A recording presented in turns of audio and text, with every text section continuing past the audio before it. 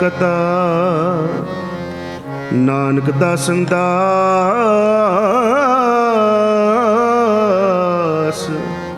ਤੁਧ ਆਗੈ ਬਿਨਵਤਾ। ਵਾਹਿਗੁਰੂ ਜੀ ਕਾ ਖਾਲਸਾ ਵਾਹਿਗੁਰੂ ਜੀ ਕੀ ਫਤਿਹ। ਸੋਰਠ ਮਹੱਲਾ ਪੰਜਵਾਂ।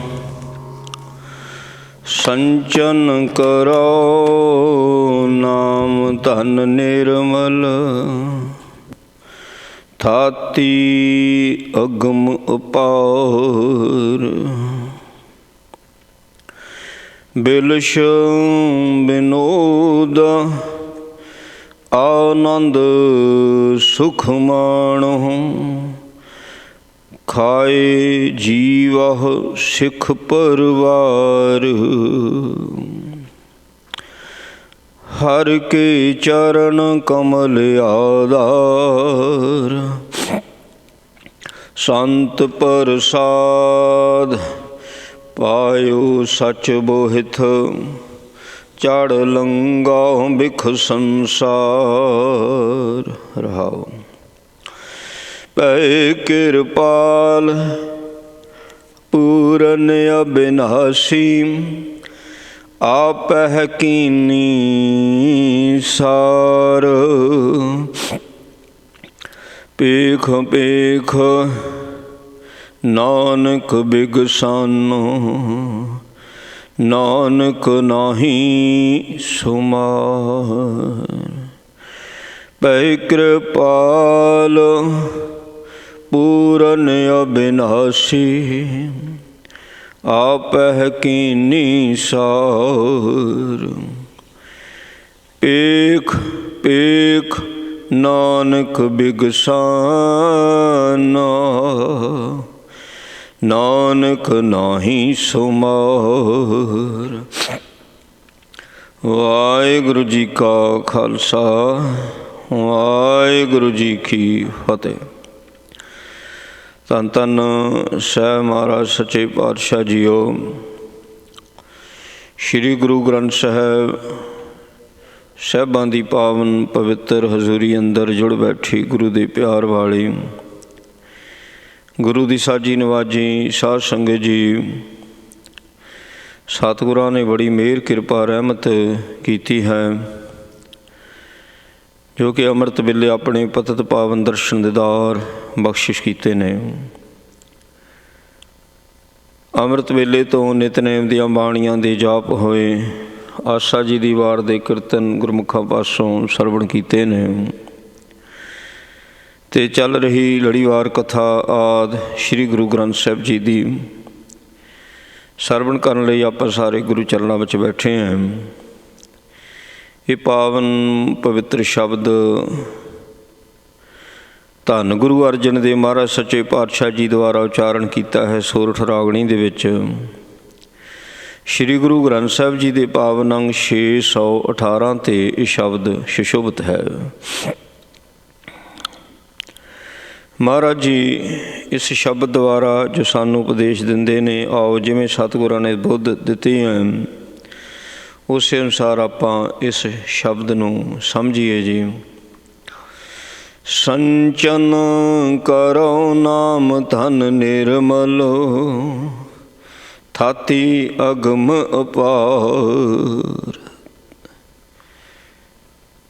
ਧਨ ਦੀ ਗੱਲ ਹੋ ਰਹੀ ਹੈ, ਧਨ ਦੀ। ਪਰ ਧਨ ਕਿਹੜਾ? ਨਿਰਮਲ, ਜਿਹਨੂੰ ਮੈਲ ਨਹੀਂ ਲੱਗਦੀ ਹੈ, ਬਲਕਿ ਮੈਲੇ ਨੂੰ ਵੀ ਜਿਹੜਾ ਧਨ ਸਾਫ਼ ਕਰ ਦੇਵੇ, ਉਹ ਹੈ ਨਾਮ ਧਨ। ਪ੍ਰਭੂ ਦਾ ਨਾਮ, ਪਰਮੇਸ਼ਰ ਦੀ ਸਿਫਤ ਸਲਾਹ, ਇਹ ਧਨ ਜਿਹੜਾ ਜਿਸ ਦੇ ਕੋਲ ਨਾਮ ਧਨ ਹੁੰਦਾ ਉਹ ਹੁੰਦਾ ਬਾਦਸ਼ਾਹਾਂ ਦਾ ਬਾਦਸ਼ਾਹ। ਜਿਸ ਦੇ ਕੋਲ ਦੁਨਿਆਵੀ ਧਨ ਹੈ ਅਤੇ ਨਾਮ ਧਨ ਨਹੀਂ ਹੈ, ਉਹ ਹੁੰਦਾ ਕੰਗਾਲਾਂ ਦਾ ਕੰਗਾਲ। ਦੁਨਿਆਵੀ ਧਨ ਇਕੱਠਾ ਕਰਨ ਵਾਸਤੇ ਬੰਦੇ ਨੂੰ ਬੜਾ ਕੁਝ ਕਰਨਾ ਪੈਂਦਾ। ਪਾਪਾਂ ਬਾਝੋਂ ਹੋਵੇ ਨਾਹੀਂ, ਮਹਾਰਾਜ ਦੇ ਬਚਨ ਨੇ।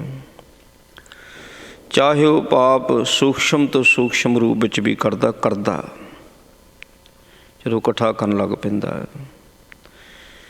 ਨਹੀਂ ਤਾਂ ਅਕਾਲ ਪੁਰਖ ਨੇ ਤਾਂ ਇਹਦੀ ਜੋ ਪ੍ਰਾਲ ਵੱਧ ਆ, ਜਿੰਨੇ ਨਾਲ ਇਹਦੀ ਗੁਜ਼ਰ ਹੁੰਦੀ ਆ, ਉਸ ਹਿਸਾਬ ਨਾਲ ਇਸ ਨੂੰ ਰਿਜ਼ਕ ਦਿੱਤਾ ਹੋਇਆ, ਧਨ ਵਰਤਣ ਲਈ ਉਸੇ ਹਿਸਾਬ ਨਾਲ ਦਿੱਤਾ ਹੋਇਆ।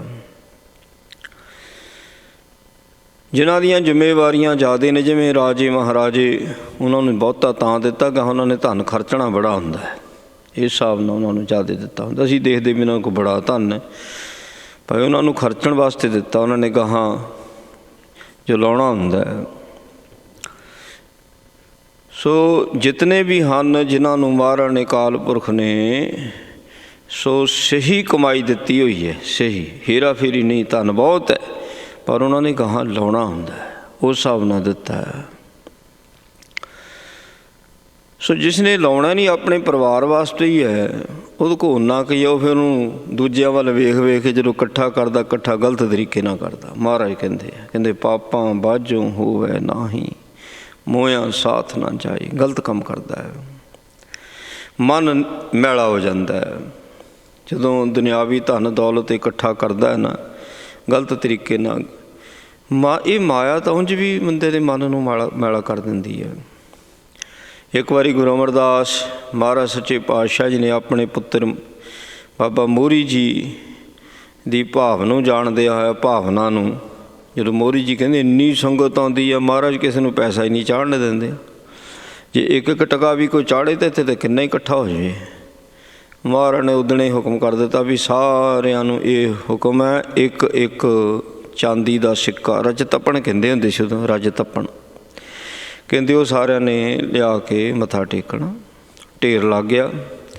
ਮਹਾਰਾਜ ਨੇ ਕਿਹਾ ਮੋਹਰੀ ਨੂੰ, ਕਹਿੰਦੇ ਲੈ ਵੀ ਨਾਲ ਬੰਦੇ ਲੈ ਕੇ ਤੇ ਗਿਣਤੀ ਕਰਕੇ ਦੱਸਿਆ। ਮਹਾਰਾਜ ਇੰਨਾ। ਸੱਚੇ ਪਾਤਸ਼ਾਹ ਕੋ ਛੱਡ, ਸਾਨੂੰ ਹੱਥ ਦਿਖਾਲ। ਹੱਥ ਦੇਖੇ, ਹੱਥ ਕਾਲੇ।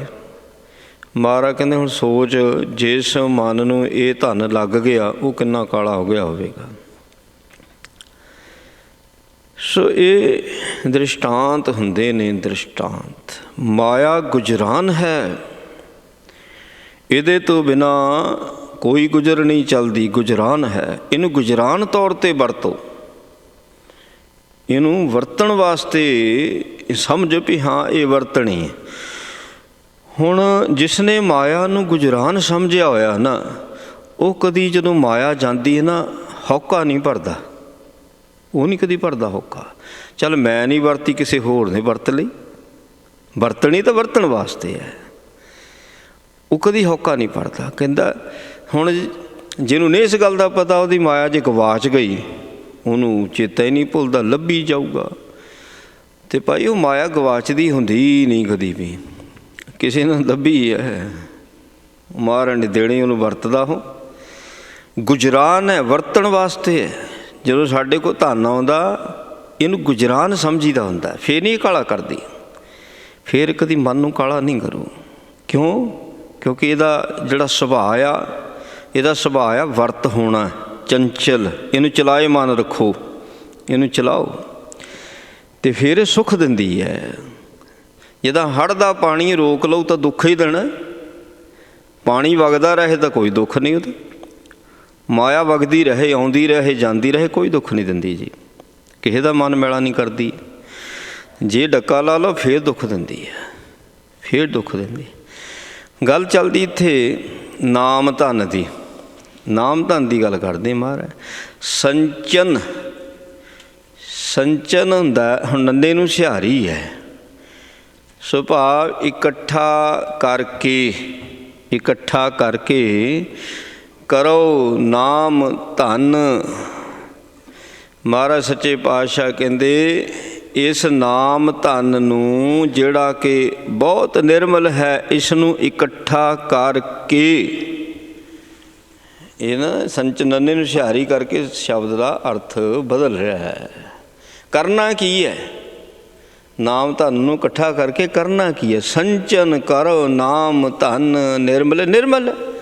ਇਹਨੂੰ ਇਕੱਠਾ ਕਰਕੇ ਥਾਤੀ ਹੁੰਦਾ ਅਸਥਿਰਤਾ, ਟਿਕਾ। ਜੇ ਪੱਲੇ ਨਾਮ ਧਨ ਇਕੱਠਾ ਹੋ ਗਿਆ ਤੇ ਮਨ ਦੀ ਸਥਿਰਤਾ ਬਣਨੀ ਆ, ਮਨ ਟਿਕੂਗਾ। ਇਹਦਾ ਮਨ ਨਹੀਂ ਟਿਕ ਸਕਦਾ। ਸੋ ਜਦੋਂ ਮਨ ਟਿਕਣਾ, ਫਿਰ ਮਹਾਰਾਜ ਕਹਿੰਦੇ ਨੇ ਅਗਮ ਅਪਾਰ, ਜਿਹੜਾ ਰੱਬ ਅਗਮ ਹੈ, ਜਿਸੇ ਤੱਕ ਪਹੁੰਚਿਆ ਨਹੀਂ ਜਾ ਸਕਦਾ ਤੇ ਪਾਰਾਵਾਰ ਤੋਂ ਰਹਿਤ ਹੈ, ਉਹਦੇ ਬਾਰੇ ਸੋਝੀ ਆ ਜੋ ਆਉਣੀ ਨਾਮ ਧਨ ਦੇ ਨਾਲ ਹੈ। ਆਉਣੀ ਨਾਮ ਧਨ ਨਾਲ ਆ। ਨਾਮ ਧਨ ਜਿਹੜਾ ਸਭ ਤੋਂ ਪਹਿਲਾਂ ਕੀ ਵਰਕ ਕਰਦਾ ਹੈ, ਮਨ ਨੂੰ, ਮਨ ਦਾ ਟਿਕਾ ਬਣਾਉਂਦਾ, ਅਸਥਿਰਤਾ ਬਣਦੀ ਮਨ ਦੀ, ਮਨ ਦੀ ਚੰਚਲਤਾ ਹੀ ਖਤਮ ਹੋ ਜਾਂਦੀ ਹੈ। ਫਿਰ ਇਹਨੂੰ ਸੋਝੀ ਆਉਂਦੀ ਹੈ ਕਿ ਉਹ ਪ੍ਰਮਾਤਮਾ ਜਿਹੜਾ ਅਗਮ ਅਤੇ ਅਪਾਰ ਹੈ, ਸੋ ਕੈਸਾ ਹੈ, ਕਿਹੋ ਜਿਹਾ ਹੈ, ਕਿਵੇਂ ਪਹੁੰਚੀਦਾ, ਕਿਵੇਂ ਮਿਲੀਦਾ, ਉਹ ਸਾਰੀ ਸੋਝੀ ਇਸ ਨੂੰ ਪ੍ਰਾਪਤ ਹੋ ਜਾਂਦੀ ਜਦੋਂ ਮਨ ਦਾ ਟਿਕਾ ਬਣਦਾ ਹੈ। ਬਿਲਛ ਬਿਨੋਦ ਆਨੰਦ ਸੁਖ ਮਾਣੋ, ਖਾਏ ਜੀਵਹੁ ਸਿੱਖ ਪਰਵਾਰ। ਸੋ ਬਿਲਛ ਬਿਨੋਦ ਆਨੰਦ ਸੁਖ ਮਾਣੋ। ਬਿਨੋਦ ਆਨੰਦ ਸੋ ਹੁੰਦਾ ਆ, ਬਿਨੋਦ ਕੌਤਕਾਂ ਨੂੰ ਕਹਿੰਦੇ ਨੇ, ਆਨੰਦ ਹੁੰਦਾ ਆ ਖੁਸ਼ੀਆਂ।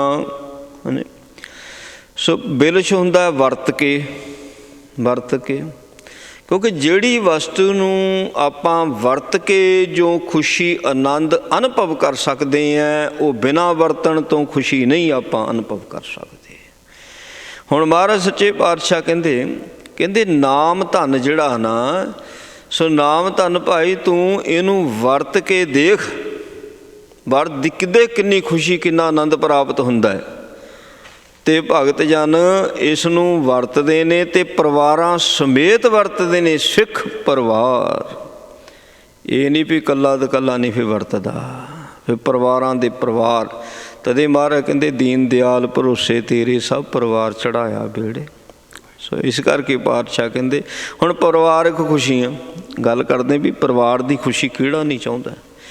ਮਹਾਰਾਜ ਕਹਿੰਦੇ ਜਿਹੜਾ ਨਾਮ ਧਨ ਹੈ ਨਾ, ਇਹਨੂੰ ਆਪ ਇਹਨੂੰ ਵਰਤ ਅਤੇ ਪਰਿਵਾਰ ਦੇ ਵਿੱਚ ਵਰਤਾ। ਦੇਖ ਪਰਿਵਾਰਕ ਖੁਸ਼ੀਆਂ ਕਿੱਦਾਂ ਮਿਲਦੀਆਂ। ਸੋ ਉਂਝ ਜਿੰਨੇ ਮਰਜ਼ੀ ਯਤਨ ਕਰ ਲਾ, ਪਰਿਵਾਰਕ ਖੁਸ਼ੀਆਂ ਨਹੀਂ ਹੁੰਦੀਆਂ ਜੀ। ਇੱਕ ਪਾਸੇ ਖੁਸ਼ੀ ਹੋ ਜੇ, ਦੂਜੇ ਪਾਸੇ ਕਮੀ ਹੋ ਜਾਂਦੀ ਆ। ਸੋ ਖੁਸ਼ੀ ਹੋ ਹੀ ਨਹੀਂ ਸਕਦੀ। ਸਾਰੀ ਜ਼ਿੰਦਗੀ ਬੰਦਾ ਪਰਿਵਾਰ ਦੀ ਖੁਸ਼ੀ ਵਾਸਤੇ ਕੋਹਲੂ ਦੇ ਬੈਲ ਵਾਂਗ ਜੋੜਿਆ ਰਹਿੰਦਾ, ਚੱਲੀ ਜਾਂਦਾ, ਪਰਿਵਾਰਕ ਖੁਸ਼ੀ ਨਹੀਂ। ਮਹਾਰਾਜ ਕਹਿੰਦੇ ਜਿਹੜਾ ਨਾਮ ਧਨ ਹੈ ਨਾ, ਇਹਦੇ ਨਾਲ ਪਰਿਵਾਰਕ ਖੁਸ਼ੀ ਹੈ। ਇਹਨੂੰ ਵਰਤ ਅਤੇ ਪਰਿਵਾਰ ਵਿੱਚ ਵਰਤਾ। ਤੂੰ ਜਿਹਨੂੰ ਵਰਤੂੰਗਾ, ਵਰਤ ਕੇ ਜੋ ਤੈਨੂੰ ਖੁਸ਼ੀ ਮਿਲਣੀ ਹੈ ਨਾ, ਫਿਰ ਹੀ ਕਹਾਂਗਾ ਪਰਿਵਾਰ ਨੂੰ, ਕਹਾਂਗਾ ਹਾਂ ਵੀ ਤੁਸੀਂ ਵੀ ਸੋ ਆਹ ਕਰੋ, ਦੇਖੋ ਕਿੱਦਾਂ ਆਨੰਦ ਬਣਦਾ ਹੈ।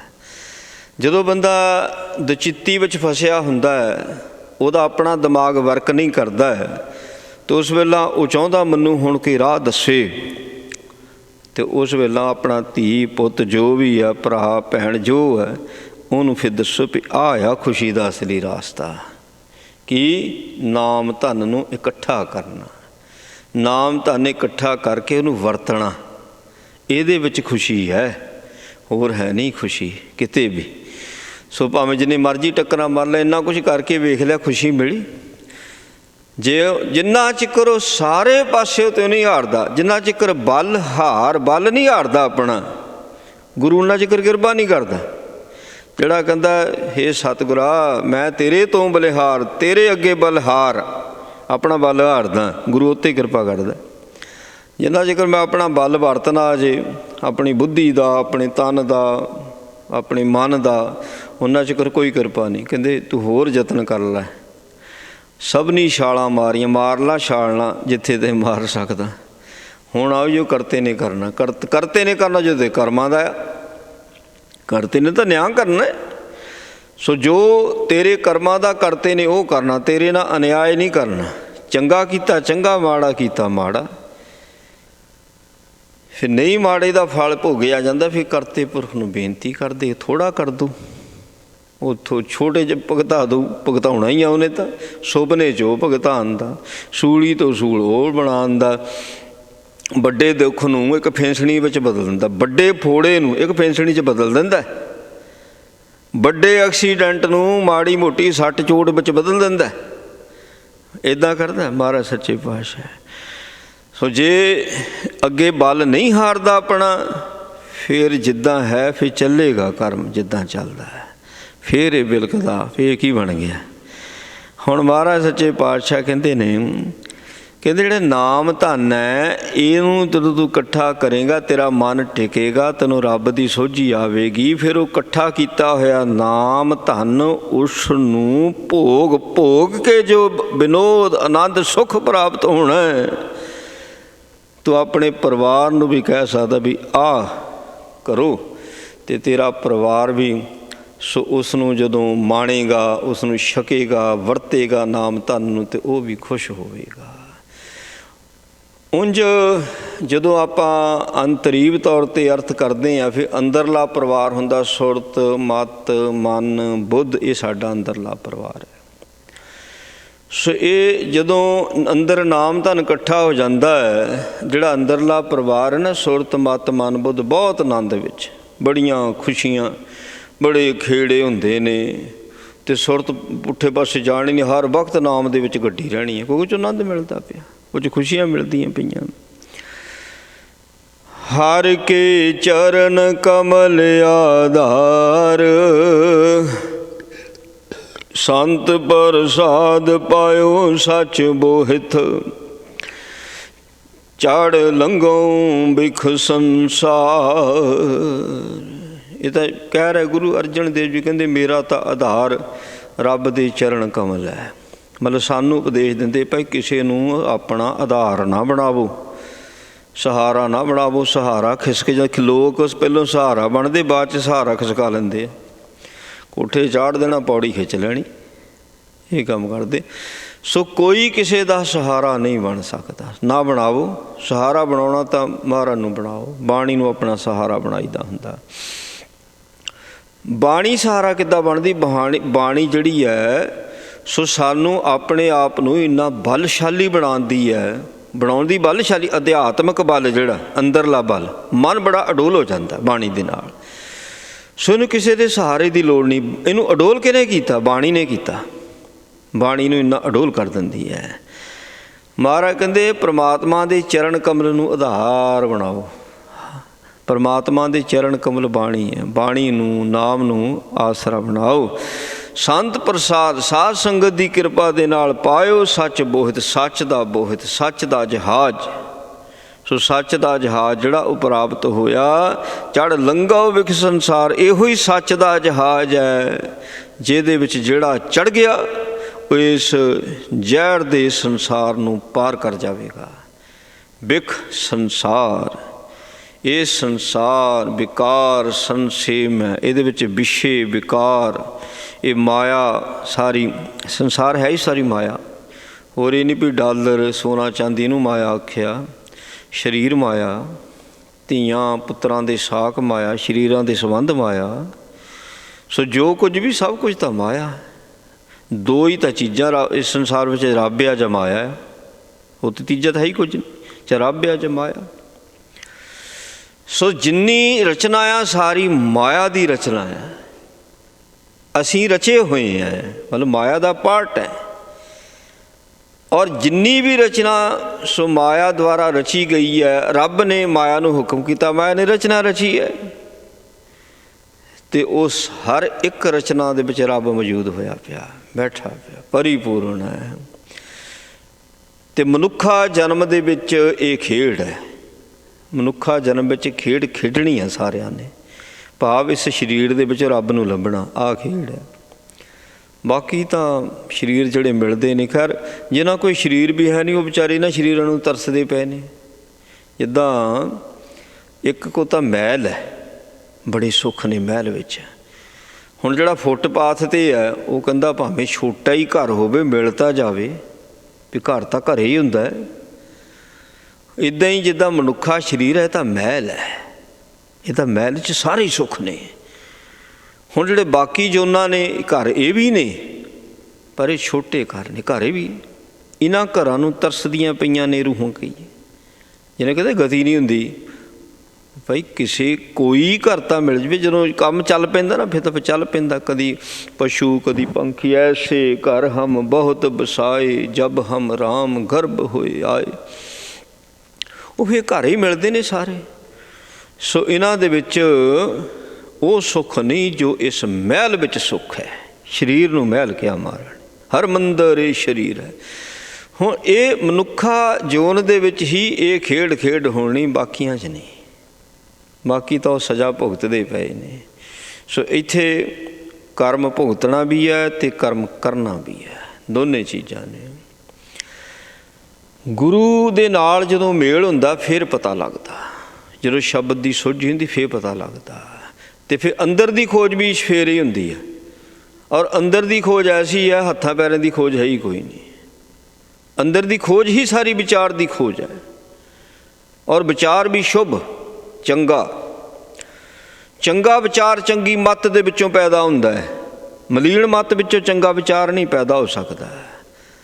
ਜਿਹੜੇ ਮਾੜੇ ਕਰਮ ਕਰਨੇ ਵਾਲੇ ਨੇ ਭਾਈ, ਉਹਨਾਂ ਦੀ ਮੱਤ ਮੈਲੀ ਹੈ। ਉਹਨਾਂ ਦੇ ਅੰਦਰ ਮਾੜੀ ਅੰਦਰ ਵਿਚਾਰ, ਉਹਦੀ ਖੋਜ ਚੱਲਦੀ ਵੀ ਕਿੱਦਾਂ ਫਲਾਨਾ, ਕਿੱਦਾਂ ਘਰ ਲੁੱਟਣਾ, ਕਿੱਦਾਂ ਹੇਰਾ ਫੇਰੀ ਕਰਨੀ, ਕਿੱਦਾਂ ਧੋਖਾ ਕਰਨਾ, ਵੀ ਤਾਂ ਅੰਦਰ ਹੀ ਪੈਦਾ ਹੁੰਦਾ। ਇਹ ਕਿਹੜਾ ਬਾਹਰ ਹੁੰਦਾ, ਇਹ ਵੀ ਅੰਦਰ ਹੀ ਪੈਦਾ ਹੁੰਦਾ। ਪਰ ਉਹ ਮੈਲੀ ਮੱਤ ਦੀ ਵਿਚਾਰ ਹੈ। ਗੁਰਬਾਣੀ ਦੇ ਨਾਲ ਜਿਹੜੀ ਮੈਲੀ ਮੱਤ ਹੈ ਉਹ ਸਾਰੀ ਧੋਤੀ ਜਾਂਦੀ ਹੈ, ਅਤੇ ਫਿਰ ਚੰਗੀ ਵਿਚਾਰ ਸ਼ੁਰੂ ਹੋ ਜਾਂਦੀ ਹੈ। ਫਿਰ ਖੋਜ ਕਰਦਾ ਰੱਬ ਦੀ। ਕਿੱਥੋਂ ਕਰਦਾ? ਅੰਦਰੋਂ।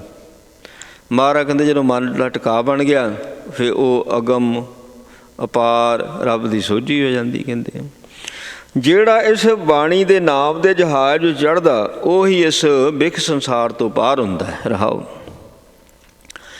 ਭੈ ਕਿਰਪਾਲ ਪੂਰਨ ਅਬਿਨਾਸੀ, ਆਪਹਿ ਕੀਨੀ ਸਾਰ। ਜਿਹੜਾ ਰੱਬ ਹੈ ਕਿਰਪਾਲ ਹੈ, ਕਿਰਪਾ ਕਰਨੇ ਵਾਲਾ, ਪੂਰਨ ਹੈ, ਅਧੂਰਾ ਨਹੀਂ ਹੈ।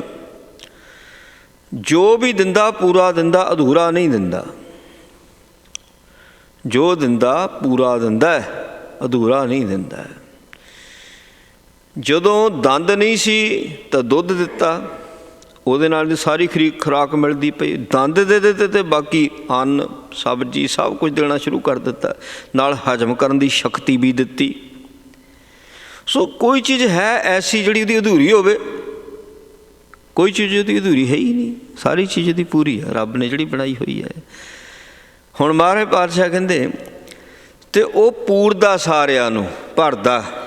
ਫਿਰ ਪੂਰਨ ਹਰ ਇੱਕ ਜਗ੍ਹਾ ਪੂਰਨ ਹੈ। ਫਿਰ ਉਹਦਾ ਦਿੱਤਾ ਹੋਇਆ ਸਾਰਾ ਕੁਝ ਪੂਰਨ ਹੈ, ਉਹਦਾ ਬਣਾਇਆ ਹੋਇਆ ਸਾਰਾ ਕੁਝ ਪੂਰਨ ਹੈ, ਕਿਸੇ ਪੱਖ ਤੋਂ ਅਧੂਰਾ ਹੈ ਹੀ ਨਹੀਂ। ਔਰ ਜਦੋਂ ਜਿਹਨੂੰ ਰੱਬ ਗਿਆਨ ਦਿੰਦਾ ਉਹਨੂੰ ਵੀ ਪੂਰਾ ਹੀ ਦਿੰਦਾ। ਜਿੰਨਾ ਚਿਰ ਇਸ ਲੈਵਲ 'ਤੇ ਬੈਠਾ ਕਿ ਮੈਂ ਪੜ੍ਹਦਾ, ਮੈਂ ਸੁਣਦਾ, ਮੈਂ ਵਿਚਾਰਦਾ, ਆਪ ਗਿਆਨ ਹਾਸਲ ਕਰਦਾ, ਇਹਦਾ ਗਿਆਨ ਅਧੂਰਾ ਹੁੰਦਾ ਜੀ। ਇਹਦਾ ਗਿਆਨ ਕੱਚਾ ਹੁੰਦਾ, ਅਧੂਰਾ ਹੁੰਦਾ ਹੈ। ਜਦੋਂ ਕਹਿੰਦਾ ਵੀ ਤੂੰ ਦਿੰਦਾ ਗਿਆਨ, ਤੂੰ ਸੋਝੀ ਦਿੰਦਾ, ਉਹ ਫਿਰ ਪੂਰਾ ਹੋ ਜਾਂਦਾ, ਕਿਉਂਕਿ ਉਹ ਤਾਂ ਅਧੂਰਾ ਨਹੀਂ ਦੇ ਸਕਦਾ, ਉਹ ਪੂਰਾ ਦਿੰਦਾ ਹੈ। ਪੂਰੇ ਕਾ ਕੀਆ ਸਭ ਕੁਛ ਪੂਰਾ, ਘੱਟ ਵੱਧ ਕੁਛ ਨਾ। ਮਹਾਰਾਜ ਕਹਿੰਦੇ ਅਵਿਨਾਸ਼ੀ ਹੈ, ਨਾਸ਼ ਤੋਂ ਰਹਿਤ ਹੈ, ਉਸਨੂੰ ਕੋਈ ਨਸ਼ਟ ਨਹੀਂ ਕਰ ਸਕਦਾ। ਉਸ ਦੀ ਦਿੱਤੀ ਹੋਈ ਦਾਤ ਨੂੰ ਵੀ ਕੋਈ ਨਸ਼ਟ ਨਹੀਂ ਕਰ ਸਕਦਾ। ਉਸ ਦੇ ਦਿੱਤੇ ਹੋਏ ਨਾਲ ਕਿਸੇ ਦਾ ਜ਼ੋਰ ਨਹੀਂ ਚੱਲ ਸਕਦਾ। ਜਿੰਨਾ ਮਰਜ਼ੀ ਕੋਈ ਜ਼ੋਰ ਚਲਾ ਲਵੇ, ਨਹੀਂ ਚੱਲ ਸਕਦਾ ਜੀ। ਸੋ ਜੋ ਉਸਨੇ ਦੇਣਾ ਉਹ ਦੇਣਾ, ਜਿਹਨੂੰ ਮਿਲਣਾ ਉਹਨੂੰ ਮਿਲਣਾ। ਸੋ ਉਹਦੇ ਜਦ ਉਹਦੀ ਦਾਤ ਨੂੰ ਕੋਈ ਨਸ਼ਟ ਨਹੀਂ ਕਰ ਸਕਦਾ ਅਤੇ ਉਹਨੂੰ ਕਿੱਦਾਂ ਕੋਈ ਨਸ਼ਟ ਕਰ ਲਓ? ਉਹ ਨਹੀਂ ਨਸ਼ਟ ਹੋਇਆ, ਨਾ ਕਦੀ ਹੋਇਆ।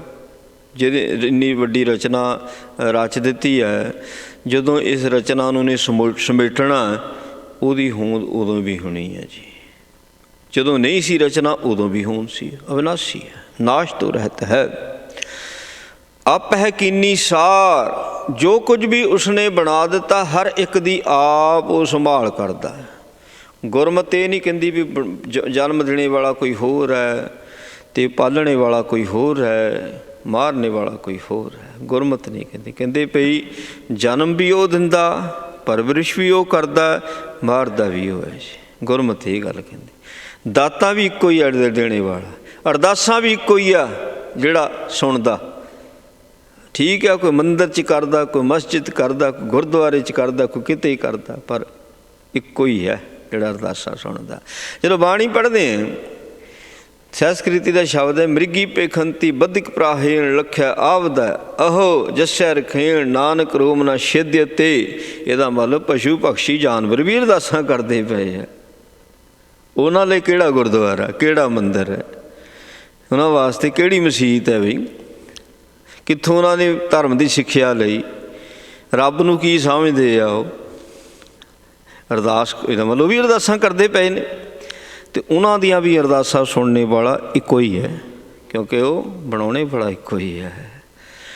वो तो धरती दे उत्ते चलदी होई कीड़ी दी भी सार लैंदा है, धरती दे उत्ते चलदी होई कीड़ी दी भी सार लैंदा, ते उपर आसमानां दे विच उपर आकाश दियां अडारियां मरने वाले जिहड़े पक्षी ने उन्हां दी भी सार लैंदा, हर एक दी सार लैंदा है। सो ऐसा महाराज सच्चे पातशाह कहंदा आपे ही सार करदा है। पेख पेख नानक बिग सानू नानक नाही सुमार। बच्चे पातशाह कहते मैं तो वेख वेख के बस बिग सानू खुशी विच खेड़े विच आउणा। हे प्रभु, हे परमात्मा, तेरा नहीं कोई शुमार, तेरी गिनती ही नहीं कोई बेशुमार, तू बेशुमार है, बेअंत स्वामी। शुमार तेरी गिनती नहीं, ना ही शुमार गिनतियां विच तेरियां दातां गिनतियां विच नहीं है, जिन्होंने तू तारिया वो गिनती विच नहीं है, तेरे गुण जड़े ने वो गिनती विच नहीं है, जो तू धरतियां दी रचना कर दिती गिनती विच नहीं है, जो तू बनाया कोई गिनती विच नहीं। शरीर बनाया रब ने, शरीर विच किहड़ा किहड़ा पार्ट फिट कर दिता कोई अज तक गिनती नहीं कर सकिया। किवें वर्क करते पे सारे पार्ट ना, बस ज्यों ज्यों शरीर की खोज करते ना, शरीर के बाहरले ढांचे की, हैरान ही हो जाते भी देखो वो भी मनना पैंदा भी रब है, उन्होंने पैंदा मनना पैंदा भी रब है। आज नूं करोना वधिया, सब हस्पतालों के विच रब नूं याद किया जाता सी, कि डॉक्टर की नर्सां सारे याद करते सीगे भी हाँ भी ओही आ, ओही एक गॉड है सो जिहड़ा हुण इस बीमारी नूं ठल पा सकदा। उन्हें पाउणी ही पाउणी है, सृष्टि ओहदी है, सृष्टि ओहदी है, क्यों नहीं सार करेगा, करदा सार करदा। हाँ जदों असीं भुल्लां करदे हां फिर थोड़ी जी सानूं भुल सुधारन वास्ते सज़ा तो दिंदा है ना।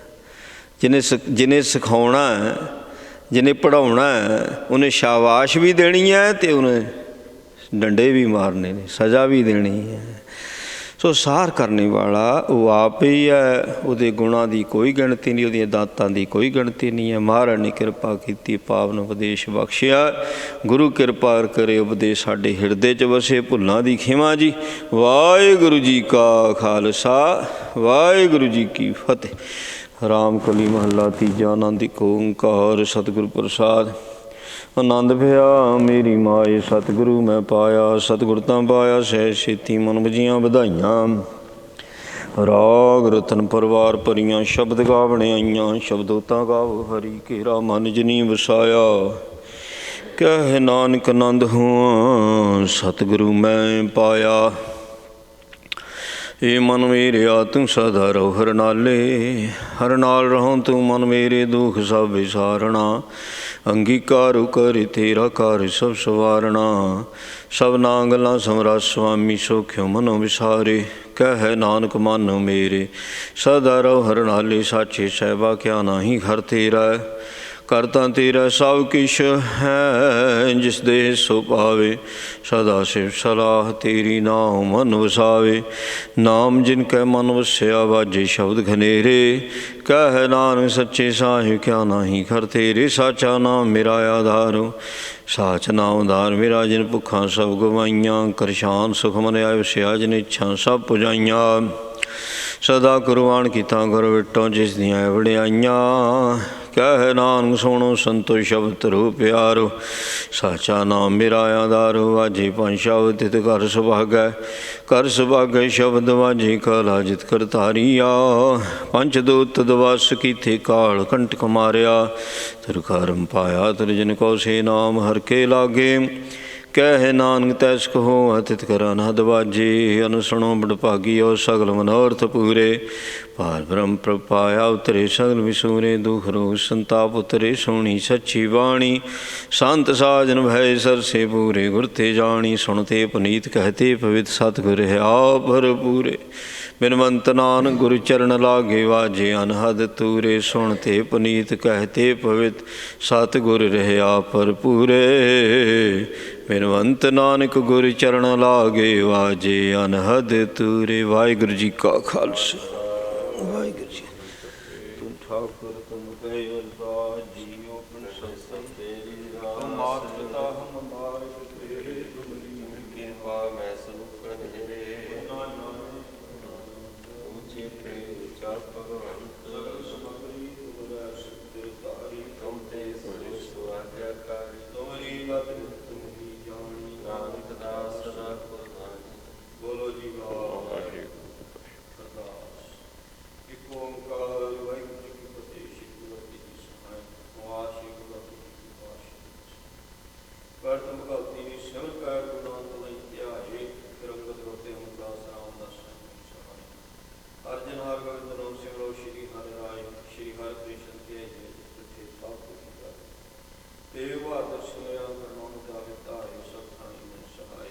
ਦਸਵੇਂ ਪਾਤਸ਼ਾਹ ਜੀ ਸ਼੍ਰੀ ਗੁਰੂ ਗੋਬਿੰਦ ਸਿੰਘ ਸਾਹਿਬ ਜੀ ਮਹਾਰਾਜ ਸਭ ਥਾਈ ਮਨ ਸਹਾਇ। ਰਸਾਂ ਪਾਤਸ਼ਾਹੀ ਹੋਣੀ ਦਿਓ। ਸ਼੍ਰੀ ਗੁਰੂ ਗ੍ਰੰਥ ਸਾਹਿਬ ਜੀ ਦੇ ਪਾਠ ਦੀ ਗਾ ਦਾ ਧਿਆਨ ਕਰੋ ਜੀ। ਜਾਂ ਪਿਆਰਿਆਂ ਚੌਂ ਸਾਹਿਬਜ਼ਾਦਿਆਂ ਚਾਲੀਆਂ ਮੁਕਤਿਆਂ ਰੱਖੀਆਂ ਜਪੀਆਂ ਤਪੀਆਂ ਸਿੱਖਾਂ। ਜਿਨ੍ਹਾਂ ਤੇਰਾ ਨਾਮ ਜਪਿਆ ਵੰਡ ਛਕਿਆ ਦੇਖ ਚਲਾਈ ਤੇ ਆਵਾਜ਼ ਦੇ ਕੀਤਾ। ਤਿਨਾਂ ਪਿਆਰਿਆਂ ਸਚਾਰਿਆਂ ਦੀ ਕਮਾਈ ਦਾ ਧਿਆਨ ਤੇ ਖਾਲਸਾ ਜੀ ਬੋਲੋ ਜੀ। ਸਿੱਖਾਂ ਸਿੱਖਣੀਆਂ ਧਰਮ ਦੇ ਸੀ ਦਿੱਤੇ ਪਰਮਾ ਪਰਵਾਏ ਚੜ੍ਹਨੀਆਂ ਤੇ ਚੜ੍ਹੇ।